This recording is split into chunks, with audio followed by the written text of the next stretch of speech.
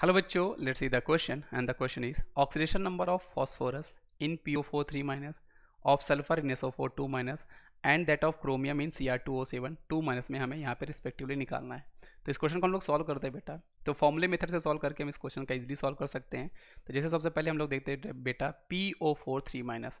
तो हमारे पास जो PO4 3 माइनस है, तो फॉस्फोरस का हमें निकालना है, तो उसका हम लोग एक्स ले लेते हैं। ऑक्सीजन का हमें पता होता है बेटा, ये आपका -2 होता है इंटू 4, क्योंकि 4 एटम है और चार्ज यहाँ पर बेटा हमारे पास 3 माइनस का, इसलिए -3 हो जाएगा।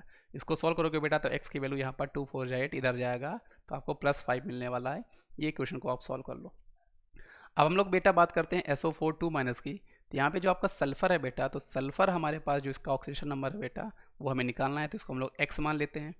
ऑक्सीजन का बेटा हमें पता होता है ये -2 होता है इंटू 4 करना है, और ये इक्वल टू बेटा आपका बचने वाला है, बनने वाला है -2, क्योंकि चार्ज यहाँ पर हमारे पास -2 है आपके सल्फेट आयन में। अब इसको सॉल्व करते हैं बेटा, बहुत ही आसान सा। इसको सॉल्व करोगे तो x की वैल्यू यहाँ पर आपके पास बेटा +6 आने वाली है। तो सल्फर की हमारे पास आ गई, फॉस्फोरस की हमारे पास आ गई।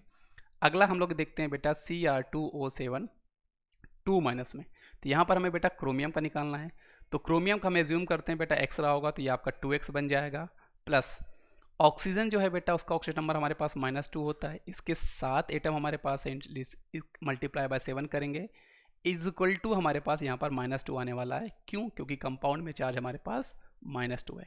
अब इस इक्वेशन को आप सॉल्व करोगे बेटा, तो यहाँ पे आपके पास 2x इज इक्वल टू जो आने वाला है, वो आपके पास आने वाला है +12।